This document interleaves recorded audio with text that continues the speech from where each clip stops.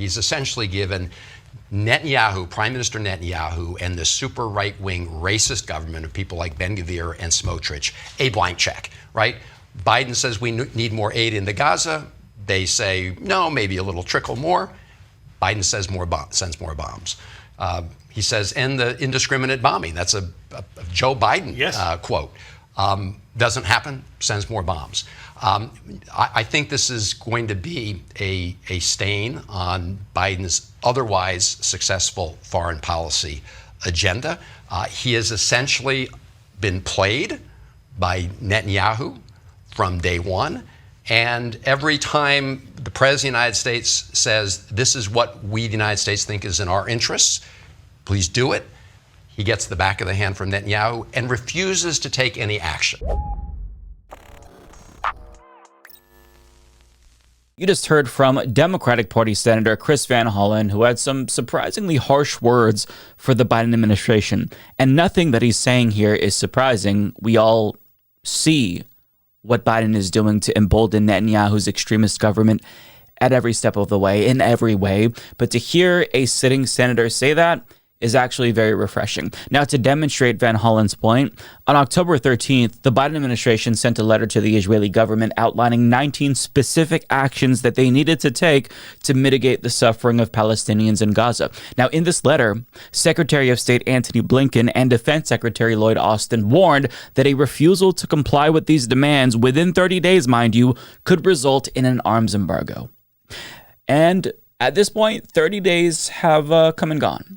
So let's see whether or not Israel has complied with these demands. According to the assessment of 8 international human rights organizations, including Oxfam, CARE, Save the Children, and others, quote, Israel's actions failed to meet any of the specific criteria set out in the U.S. letter. Israel not only failed to meet the U.S. criteria that would indicate support to the humanitarian response, but concurrently took actions that dramatically worsened the situation on the ground, particularly in northern Gaza. That situation is in an even more dire state today than a month ago. They continue, the principals of the Interagency Standing Committee now assess that, quote, the entire Palestinian population in North Gaza is at imminent risk of dying from disease, famine, and violence. And they go on to recommend that the U.S. punish Israel for their recalcitrance.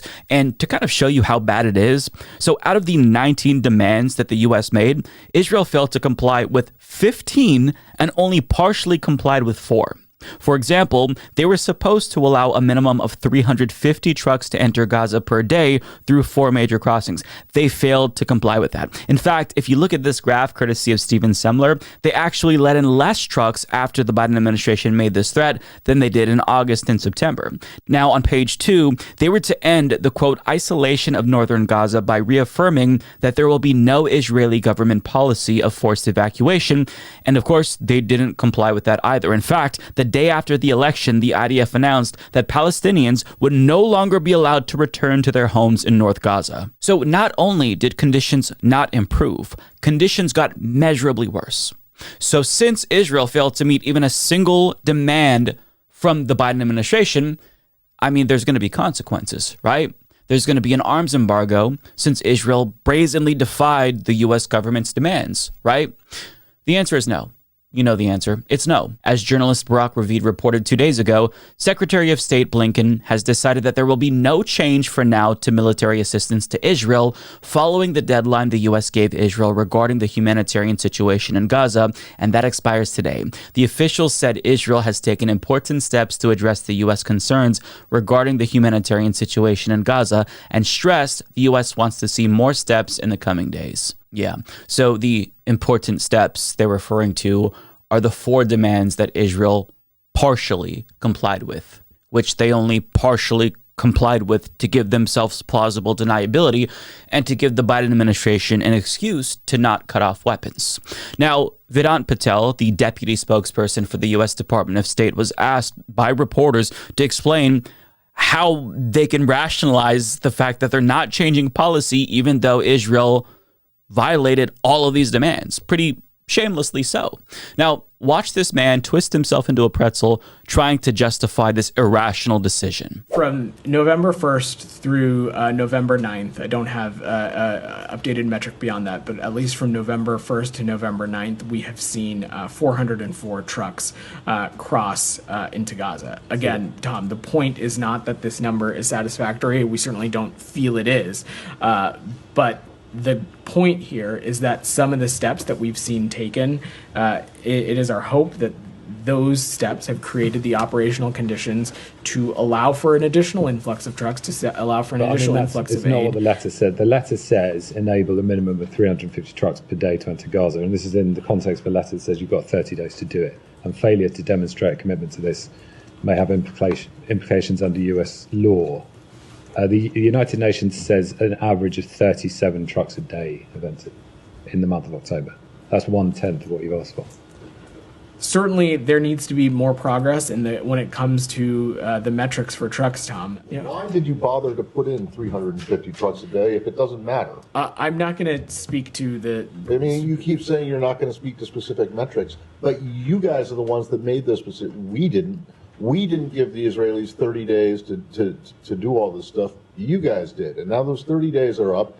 And as you've heard from everyone so far, and these aid groups that came out last night, they haven't met them. And all of a sudden you say that the metrics that you put out don't matter. I had never said that they don't matter. What I said was... You said rabbit hole. I mean, these are metrics exactly like you've put out. It's not a rabbit hole.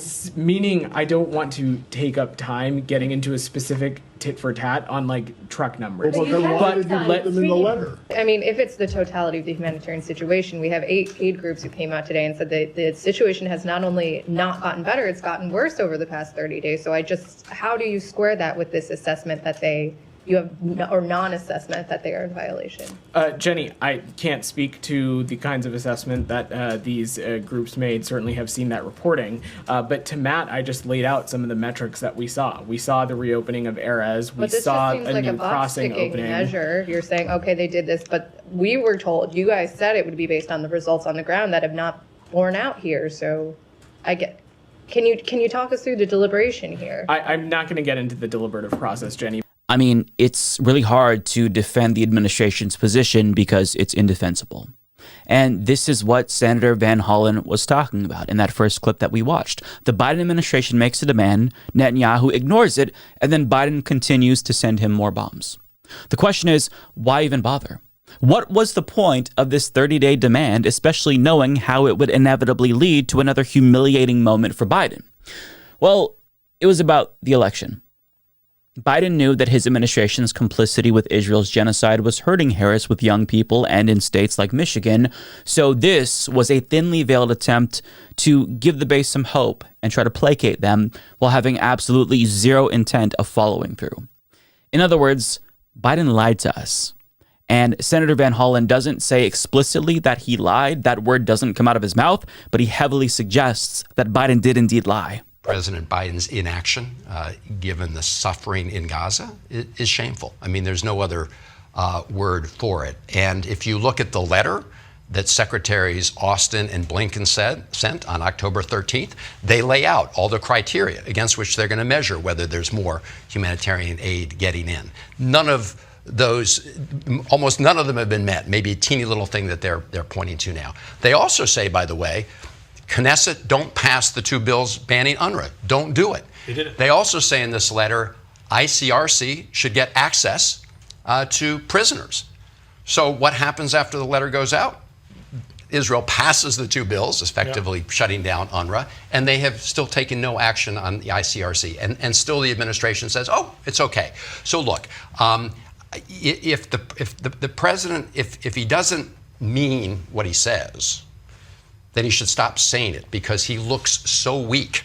My concern is this was a political attempt to try to send a message to voters a month ago that, the president really does care about the situation, the humanitarian situation in Gaza. Senator, what you're saying is pretty stark. No, in light of today's decision, where none of the criteria that they laid out, with one possible teeny exception where we haven't really seen it, and they go ahead and say, okay, we really didn't mean this letter, 30 days ago. That's what they're saying. But what does that say about the leadership of your party, that you, a prominent senator of the Democratic Party, are saying today that when they put that letter out, it was domestic politics, it was electioneering. They didn't actually care about starving kids in Gaza. Look, this is the only way I can interpret it in light of today's decision, where everything that's going wrong in northern Gaza, given everything all the international humanitarian organizations are saying, given what Cindy McCain is saying,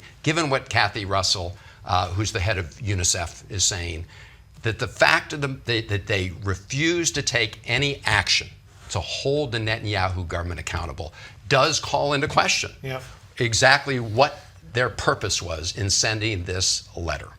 Wow. So a sitting United States senator is heavily suggesting that Biden lied to his own base. Now, it might be obvious to all of us because we knew Biden was lying when they put out this letter, but a Democratic senator basically admitting that is pretty damning nonetheless. Now, nobody is surprised that nothing came of this letter because Biden has been lying to us for more than a year about this situation, and they've been caught lying.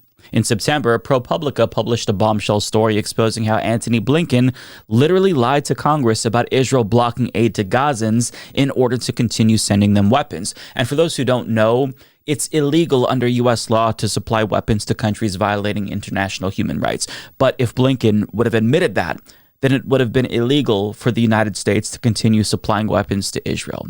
So he lied to keep giving them weapons that they're using to kill Palestinians with. So the Biden administration has absolutely no credibility whatsoever. At first, they condemned people for calling for a ceasefire. They said it was repugnant. And then after they finally started to use that word themselves, they then tried to string us along at certain points and pretend like a ceasefire was right around the corner, even though they knew that that wasn't going to happen because Netanyahu was sabotaging negotiations at every step of the way. Israel assassinated Hamas's political leader that they were supposed to be negotiating with. But whenever talks broke down, the Biden administration just did what they always did. They blamed Hamas and never acknowledged how Netanyahu never wanted a ceasefire because extending the war helped to keep him out of jail. It helped to keep his political career alive. And now Biden has set the stage for the complete and utter annihilation of all of Palestine. We're not just talking about Gaza and Lebanon. We're talking about the West Bank being totally annexed by Israel. Trump's donor, Miriam Adelson, gave him $100 million on the condition that he would let Israel annex the West Bank. And he accepted those terms. And after he won the election, Israel's far-right finance minister, Bezalel Smotrich, announced that they were making preparations to do just that, to annex all of the West Bank, and he asked for Trump's support. Now, Trump already tacitly endorsed that plan by accepting Adelson's donation, but we got further confirmation that he'd go along with it after naming this guy as the next ambassador to Israel. I mean, there really is no such thing as, I have to be careful in saying this because people will really get upset. There's really no such thing as a Palestinian. There's not. Arab and Persians, you know, and there's such complexity within that. There's really no such thing. That's been a political tool to try to force land away from Israel. The two-state solution, if we mean two governments holding the same piece of real estate, is irrational and unworkable. If there is a two-state solution, the Palestinian state needs to be outside the boundaries of the nation of Israel. There's plenty of land in the world that we could find a place and say, okay, let's create a Palestinian state. There are certain words I refuse to use. There is no such thing as a West Bank. It's Judea and Samaria. There's no such thing as a settlement. They're communities, they're neighborhoods, they're cities. There's no such thing as an occupation. We're about to witness a massacre and ethnic cleansing of nearly 3 million Palestinians in the West Bank.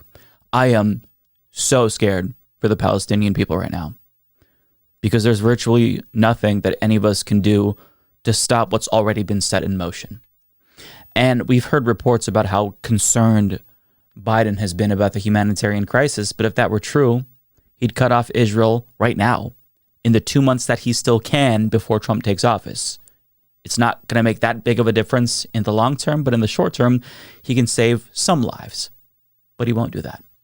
He's not going to do it. Nobody expects him to do that. Nobody expects him to even entertain doing that. And now what we're about to witness is a bunch of evangelical zealots like Mike Huckabee let Israel eliminate Palestine because he believes that's going to set the stage for the biblical apocalypse. Listen, when you believe you have a biblical mandate to do something like that, no amount of protesting or letter writing is going to change that person's mind. Mike Huckabee literally believes that Jesus wants this to happen so he can return. Mike Huckabee will not be moved on this issue. Trump was already bribed to let this happen, so he will not be moved on this issue.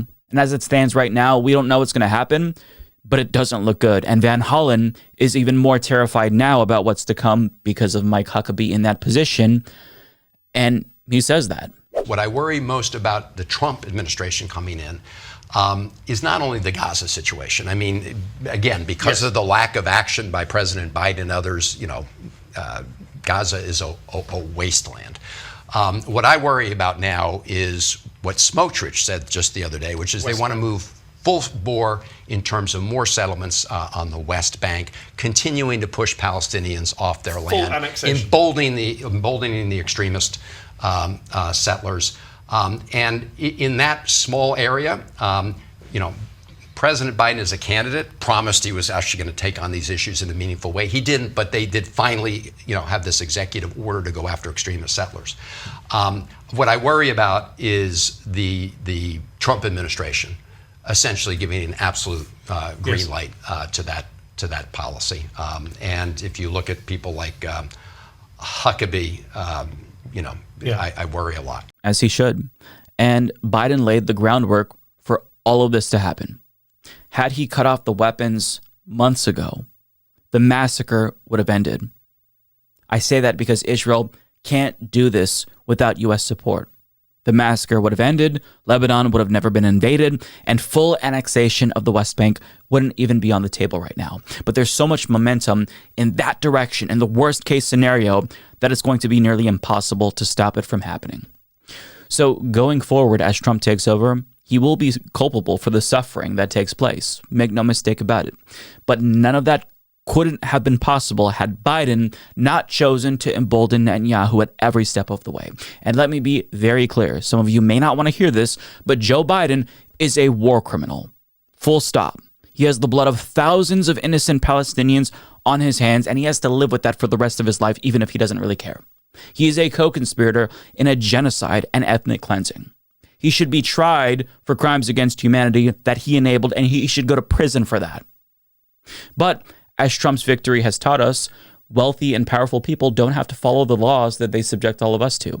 And I wish I believed in God so that way I could take comfort in the thought of divine justice and, maybe Biden being held accountable by some higher entity or being confronted at a minimum by all of the Palestinian souls that he snuffed out. But I don't believe in God. Sometimes bad people do bad things and they just don't care and they're never held accountable for it. I wish I had some more rosy or optimistic takeaway, but it's just, we've seen this play out in history before and we're seeing it again. The never again is happening right now. But as corny as it sounds, I'm going to leave you with a quote from a character from my favorite anime. And I get it, quoting anime is cringe. Shut up. So there's a character from Attack on Titan named Mikasa, and she said, "The world is a cruel place, but it's also beautiful." And that resonates deeply with me because as hard as we may try, the world may never become a better place. And if it does, we might not live long enough to see that come to fruition. But no matter how bad it is, there will always be good, right? There's relationships that we have with each other, connections that we make. There's sunny days, the unconditional love that we have of our pets. There's art, music, books, video games, movies, our favorite foods. These are things that might feel insignificant or fleeting, but so long as we still have them, then there is beauty in the world. And no population has taught me this more than the Palestinian people. And I say this because, throughout the past year or so, we've seen nothing but death and destruction in Gaza, and we've just seen Palestinians die, but we haven't realized that they were still living, too. What I mean by that is they are still persevering. They're finding beauty in this cruel and dark world. I saw a couple of TikToks that I wish that I saved, but I didn't. But there was these two teenage boys, and they decided that they wanted to drink some hot chocolate. So they scoured for the ingredients. They were walking across rubble, and seeing all the destruction was just heartbreaking, but it didn't faze them. They had a mission, and they searched for what they needed to do and the equipment to make hot chocolate, and they did that. And they thought it wasn't bad, right? Maybe it wasn't the best, but they did what they wanted to do. That connection that they had with each other, the friendship that they had, and them just trying to find small joys amid destruction really spoke to me.